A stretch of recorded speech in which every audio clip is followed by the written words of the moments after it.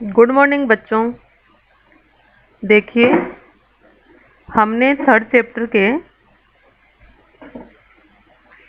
एक सवैया कवि देव के एक सवैया एक कवित पढ़ा और अब एक कवित बाकी है जो आज हमें पढ़ेंगे। तो देखिए,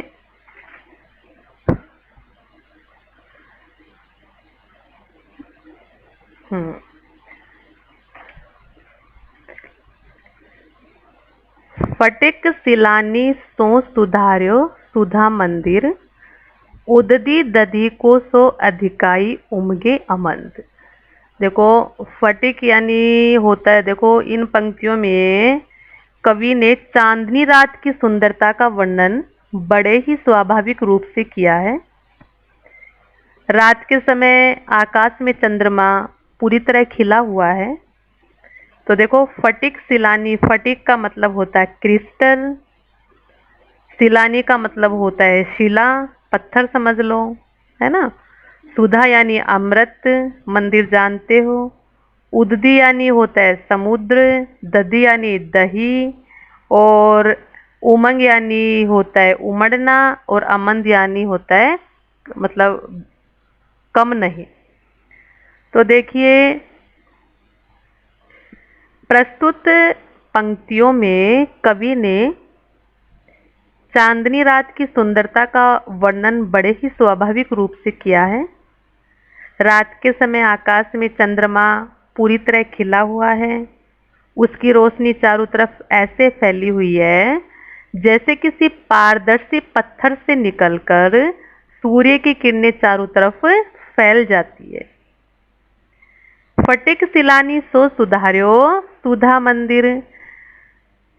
ये श्वेत रोशनी की शिलाएं, फटिक यानी क्रिस्टल होता है, श्वेत होता है, तो ये श्वेत रोशनी की शिलाएं ऐसी प्रतीत हो रही हैं कि मानो इनके खंभों से एक चांदनी का मतलब एक चांदी का महल बना हुआ है। सुधार्यो सुधा मंदिर के एक चांदी का महल बना हुआ है ऐसा लगता है।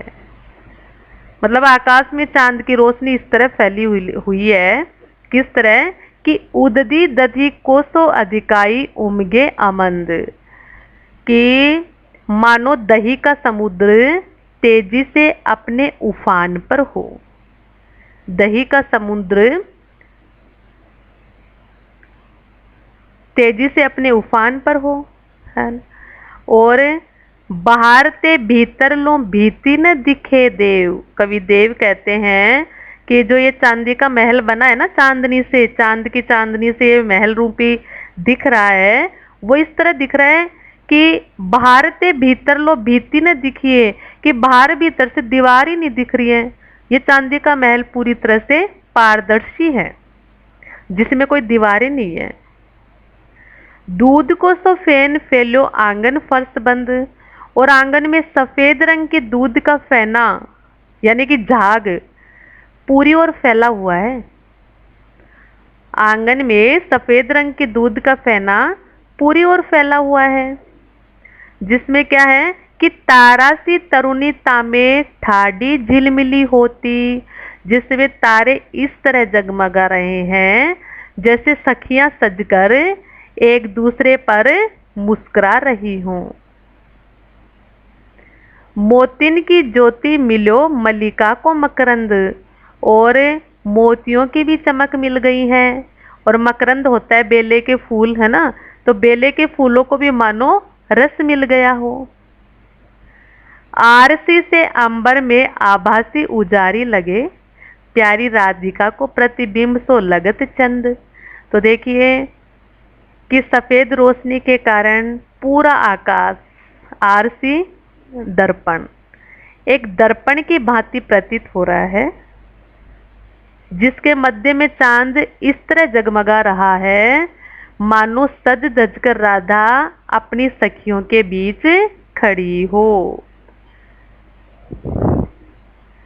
देखो, कहने का तात्पर्य है कि कवि ने चांदनी रात की सुंदरता का बखान किया है कि चांदनी का तेज ऐसे बिखर रहा है जैसे किसी स्फटिक मणि के प्रकाश से धरती जगमगा रही हो। चारों ओर सफेद रोशनी ऐसे लग रही है जैसे कि दही का समंदर बह रहा हो। इस प्रकाश में दूर दूर तक सब कुछ साफ साफ दिखाई दे रहा है। ऐसा लगता है कि पूरे फर्श पे दूध का झाग फैल गया है। उस फेने में तारे ऐसे लग रहे हैं जैसे कि तरुणाई की अवस्था वाली लड़कियां सामने खड़ी हों। ऐसा लगता है कि मोतियों को चमक मिल गई है या जैसे बेले के फूल का रस मिल गया है। पूरा आसमान किसी दर्पण की तरह लग रहा है जिसमें चारों तरफ रोशनी फैली हुई है। इन सब के बीच पूर्णिमा का चांद ऐसा लग रहा है जैसे आसमान रूपी दर्पण में राधा का प्रतिबिंब दिखाई दे रहा हो। आया बच्चों समझ में? अब हम इसके क्वेश्चन आंसर देखें। देखिए, हमने ये सवैया और कवि तीनों पढ़ लिए हैं और समझ में भी आ गया होगा। अगर समझ में नहीं आया तो हम फिर से समझ लेंगे, इसमें कोई दिक्कत नहीं है। अब देखो, इसके क्वेश्चन आंसर देख लेते हम देव के, फिर मंडे को या ट्यूसडे को मैं व्याख्या और क्वेश्चन आंसर इनके भेज दूंगी आपको, आप कर लीजिएगा, फिर आपको और अच्छे से समझ में आ जाएगा। तो देखिए, पहला क्वेश्चन है,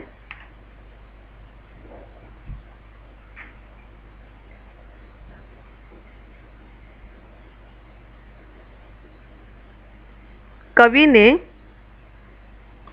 देखो पहला क्वेश्चन देखो, कवि ने श्री ब्रज दूल्हे किसके लिए प्रयुक्त किया है और उन्हें संसार रूपी मंदिर का दीपक क्यों कहा है?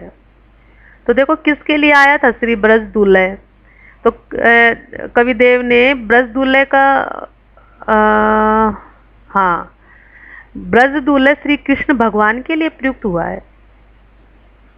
और उन्हें संसार रूपी मंदिर का दीपक क्यों कहा गया है? क्योंकि वे समस्त संसार में सबसे सुंदर, सजीले, उज्जवल और महिमावान है।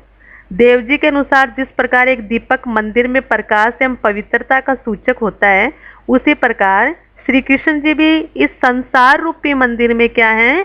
ईश्वरीय आभा का प्रकाश एवं पवित्रता का संचार करते हैं।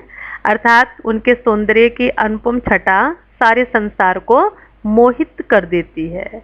इसीलिए कवि ने श्री ब्रज दूल्हे कृष्ण के लिए प्रयोग किया है और उनको संसार रूपी मंदिर का दीपक कहा है। हो गया। अब देखो, सेकंड नंबर का देखिए, पहले सवैये में उन पंक्तियों को छांटकर लिखिए जिनमें अनुप्रास और रूपक अलंकार का प्रयोग हुआ है। तो देखो बच्चों, पहले सवैये में अनुप्रास अलंकार का तो देखो, कटी किंकनी के धुनी की मधुराई। तो इसमें देखो कै वर्ण की क्या हो रही है? कै वर्ण एक से अधिक बार इसकी आवृत्ति हो रही है, इसलिए यहाँ पे अनुप्रास अलंकार है।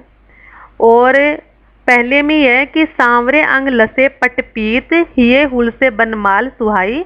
इस पंक्ति में पै और वै और है, इन तीनों वर्णों की एक से अधिक बार आवृत्ति हुई है, इसलिए यहाँ भी क्या है? अनुप्रास अलंकार है। अब देखो, रूपक अलंकार में देखो कि मंद हंसी मुख चंद जुनाही। इस पंक्ति में श्री कृष्ण के मुख की समानता चंद्रमा से की गई है। देखो, रूपक अलंकार की परिभाषा क्या होती है? उपमेय में उपमान का अभेद आरोप लगाया जाता है या किया जाता है, वहाँ पे रूपक अलंकार होता है। तो यहाँ पर श्री कृष्ण की मुख की समानता किससे की गई है? चंद्रमा से की गई है। तो देखो, दूसरे में भी है, जे जग मंदिर दीपक सुंदर। इस पंक्ति में संसार की समानता मंदिर से की गई है, इस कारण उपमेय में उपमान का अभेद आरोप है, इसलिए यहाँ भी क्या है? रूपक अलंकार है। आया बच्चों समझ में? और ये वाला अलंकार आप पढ़ोगे जब आपको ढंग से और आ जाएगा। तो अब देखो, तीसरा देखो, निम्नलिखित पंक्तियों का काव्य सौंदर्य स्पष्ट कीजिए। पायनी नुपुर मंजू बजे कटी किंकनी के धुन की मधुराई। सांवरे अंग लसे पट पीत हिये हुल से बनमाल सुहाई। तो देखिए, इसमें प्रस्तुत पंक्तियां कवि देव द्वारा रचित सवैया से ली गई है। इसमें देव द्वारा श्री कृष्ण के सौंदर्य का बखान किया गया है। कृष्ण के अंगों एवं आभूषणों की सुंदरता का भावपूर्ण चित्रण हुआ है। देव जी कहते हैं कि श्री कृष्ण के पैरों में पायल और कमर में क्या है, कमरबंद मतलब युक्त आभूषण है। इनके मधुर ध्वनि उत्पन्न करने से कृष्ण की चाल मानो संगीत में हो गई है। श्री कृष्ण के सांवले सलोने शरीर पे पीताम्बर सुशोभित हो रहा है। उनके गले में पड़ी हुई वनमाला बहुत ही सुंदर जान पड़ती है। अर्थात श्री कृष्ण पीताम्बर और गले में वनमाला धारण करके अद्वितीय लग रहे हैं। पायनी नुपुर मंजू बजे में अनुप्रासिकता है। इसका नाद सौंदर्य दर्शनीय है। उक्त पंक्तियों में कटी किंकनी पट पीत हिये हुलसे में कै पहवन की एक से अधिक आवृत्ति होने के कारण यहाँ पर अनुप्रास अलंकार है। और उक्त पंक्तियों में सवैया छंद का सुंदर प्रयोग हुआ है। ब्रज भाषा के प्रयोग से छंद में मधुरता का रस मिलता है। आया बच्चों समझ में? यह है काव्य सौंदर्य। अब देखो चौथा क्वेश्चन देखिए। दूसरे कवित्व के आधार पर स्पष्ट करें कि ऋतुराज बसंत के बाल रूप का वर्णन परंपरागत वसंत वर्णन में किस प्रकार भिन्न है। तो देखिए जो दूसरा कवित्व है इसमें ऋतुराज बसंत को कामदेव मानने की परंपरा रही है, परंतु देवदत्त जी ने ऋतुराज बसंत को कामदेव का पुत्र मानकर एक बालक राजकुमार के रूप में यहाँ पे चित्रित किया है।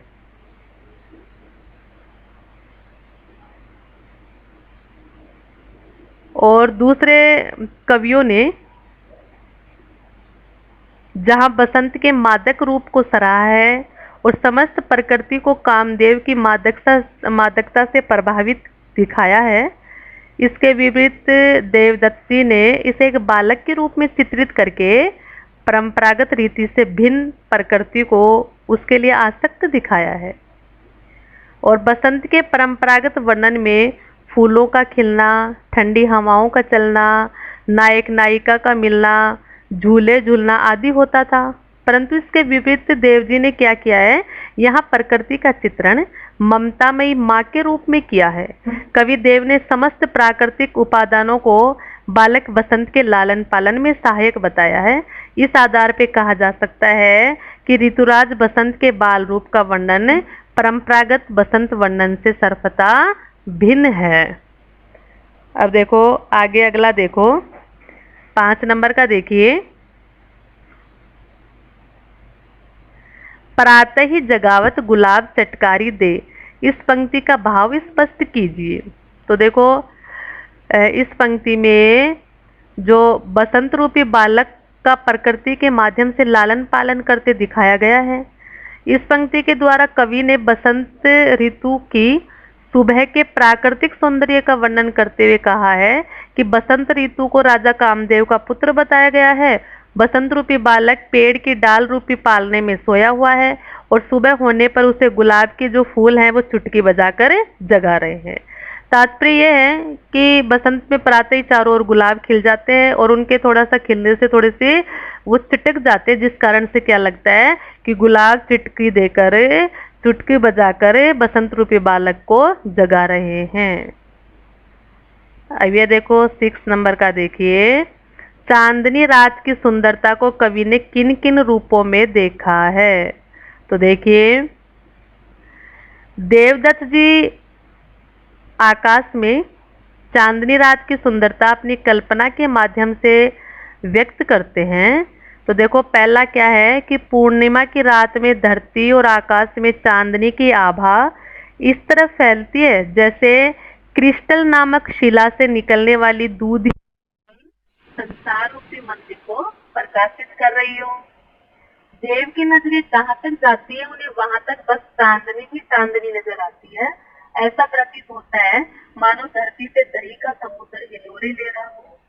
देवदत्त के अनुसार चांदनी रूपी दही का समंदर समस्त आकाश में उमड़ता हुआ सा नजर आ रहा है। धरती पर फैली चांदनी की रंगत फर्श पर फैले दूध के झाग के समान उज्जवल है तथा उसकी स्वच्छता और स्पष्टता दूध के बुलबुले के समान सीधी और पारदर्शी है।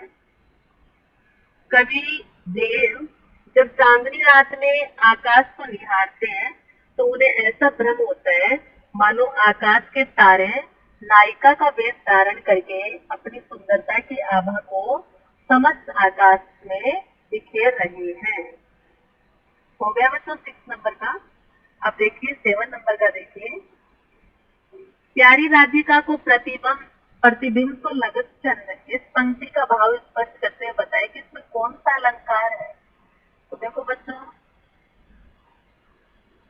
चंद्रमा सौंदर्य का श्रेष्ठतम उदाहरण है, परंतु कवि ने राधिका की सुंदरता को चांद की सुंदरता से भी श्रेष्ठ दर्शाया तथा चांद के सौंदर्य को राधिका का प्रतिबिंब मात्र बताया है। कवि चाहते हैं कि कहना चाहते हैं कि राधिका की सुंदरता और उज्ज्वलता अपरंपार है। यहाँ चांद के सौंदर्य की उपमा राधा के सौंदर्य से नहीं दी गई है, बल्कि चांद को राधा से हीन बताया गया है। इसलिए यहाँ व्यतिरेक अलंकार है, उपमा अलंकार नहीं है।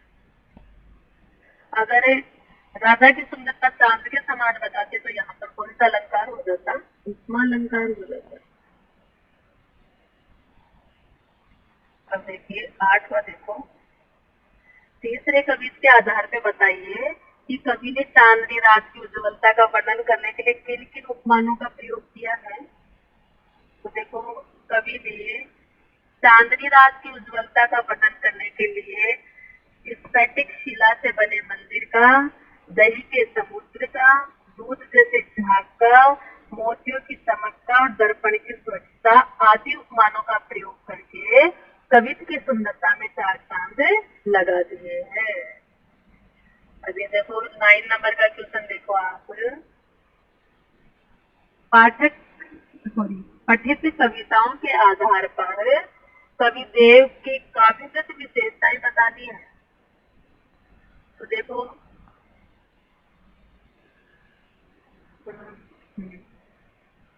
रीतिकालीन कवियों में देव को अत्यंत प्रतिभाशाली कवि माना जाता है।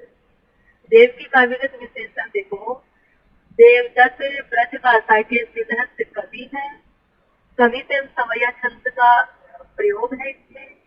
भाषा कोमलता माधुर्य गुण से उत्प्रोत है। देवदत्त ने प्राकृतिक चित्रण को विशेष महत्व दिया है। देव अनुप्रास उपमा रूपक आदि अलंकारों का सहज स्वाभाविक प्रयोग करते हैं। देव के प्रकृति वर्णन में अपारंपरिक तथा उदाहरण के लिए उन्होंने अपने दूसरे कवित्व में सारी परंपराओं को तोड़ के वसंत को नायक के रूप में न दर्शाकर शिशु के रूप में यहाँ पर चित्रित किया है। ये हो गए बच्चों, ये आपके 9 क्वेश्चन है। ये 9 क्वेश्चन मैंने आपको समझा दिए हैं। बाकी मैं आपको लिखित ये क्वेश्चन है लिखकर आपके पास